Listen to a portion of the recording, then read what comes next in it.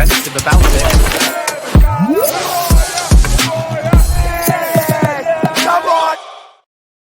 Yes, people, what's happening? Welcome back to the channel. Welcome back to another match reaction video. First things first, guys, smash up the like, subscribe if you're new around here. And as always, get your thoughts in the comments. And what a night it was at the London Stadium. West Ham well and truly hammered. Chelsea running out 5-1 winners. Statement victory. Season up and running. What a night all round for everyone involved. Where to begin? Obviously, yeah, I can't lie, guys. I was a little bit concerned. Warm up. Cole Palmer pulls out injured. You're thinking, oh, Jesus Christ, what's happening here? What sort of a night are we going to be in for? We go 1-0 down. Catalogue of errors in that goal. Obviously, Estevao gives the ball away. Then we just stand off Paqueta, allow him to get a shot off. And then, I'm sorry, people might say, oh, Charlie, this is agenda. It's this, it's that. I think a top goalkeeper saves that. Robert Sanchez goes with his wrong hand, should go with his other hand, in my opinion.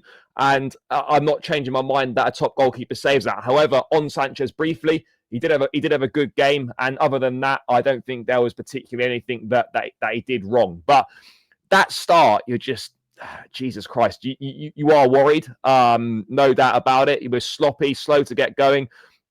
A lot of defensive issues to begin with. And that it's really important that doesn't get overlooked, because, you know, it's all very well. You look at 5-1, you think brilliant performance. The start was sluggish. Defensively, we were poor to begin with, all over the place. And even that second goal that West Ham scored that eventually gets ruled out, that was really poor from a defensive standpoint as well. And against a better team, if we defend like that or make mistakes like that, we are going to be punished. So it's just, again, another example of, yes, let's celebrate the performance. Yes, great results, some good play.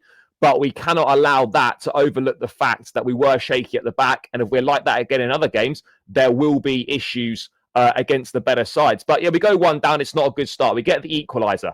And Bernardo Cueva earning his money. 3 goals from set pieces. It's been a while since that happened. I can't remember the last time we really scored from a set piece. But it's a really clever goal, you know, corner whipped in. Cucurella flicks it on at the near post. And it's that man, Joao Pedro, again, to knock it in. For his first Premier League goal of the season and his first goal for the Blues. By the way, the kit, I'm sorry, I don't want to go on about the kit, guys, but I'm going to. It is absolutely unbelievable. It's better than I could ever have imagined. Obviously, bought one myself, and it was fantastic. Absolutely love it. It's great. But then you look at, the players in it, the player version, us out on the pitch. You see Brazilian players in total 90 shirts, and you're just like, this is football heritage. This is everything, you know.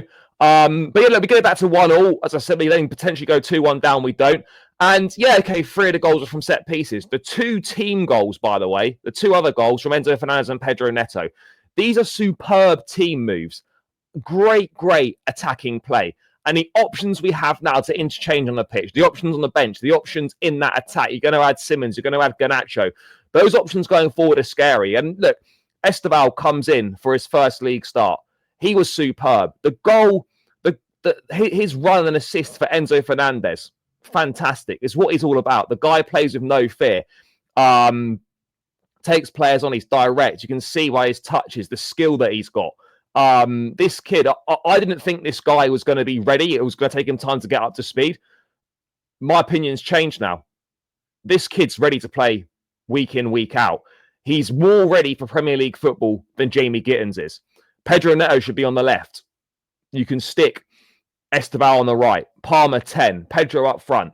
You've got options. You've got so many different options. You know, Pedro and Delap starting for the first time in this game. But Estevao was magic. He was absolute magic, as was Joao Pedro. You know, that Samba sauce, the Joga Benito, back at Chelsea once again. And Pedro, by the way, you forget how good this guy is in the air. You know, in terms of his heading ability, in terms of in both boxes as well. Defensively, very, very good at set pieces as well in terms of defending for us also. I thought he had a very good game. Enzo Fernandez criticised, you know, against Crystal Palace for his performance. Responds with a superb performance. You know, never stopped running in the middle of the park. Brilliant runs to arrive in the box to finish that brilliant team move from Estevao's cross. A really good all-round performance. Moises Caicedo, 2 years on from the stadium where he made his debut for Chelsea and he was terrible, gave a penalty away, scores on his 100th appearance, and he just does what he does.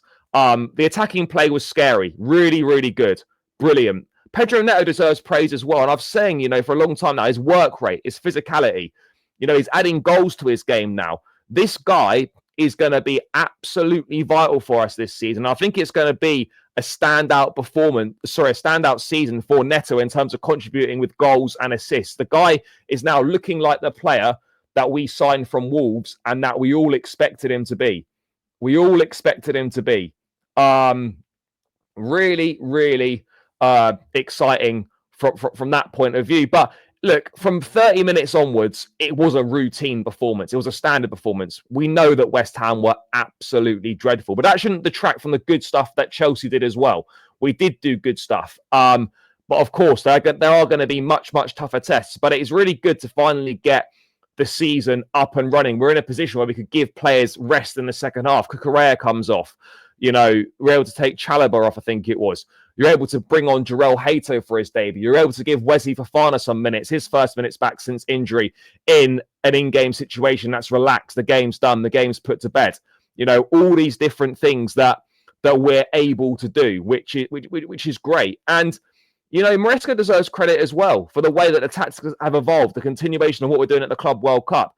Yes, okay, Neto holding that width on the left-hand side, but Estevao, yes, on the right, but drifting in those half spaces, allowing Gusto to overlap. Really key tactical things there. Pedro and Delap starting together, I felt that worked well. I just want to give a bit of praise to Liam Delap as well. Obviously, the other attackers took the spotlight, in terms of goals and assists and whatnot, but Delap put in a really important team performance, some brilliant old-school centre-forward play in the build-up to the Enzo Fernandez goals, holds it off, plays in Estevao with a nice touch. And Delap's performance was very good team performance, very selfless.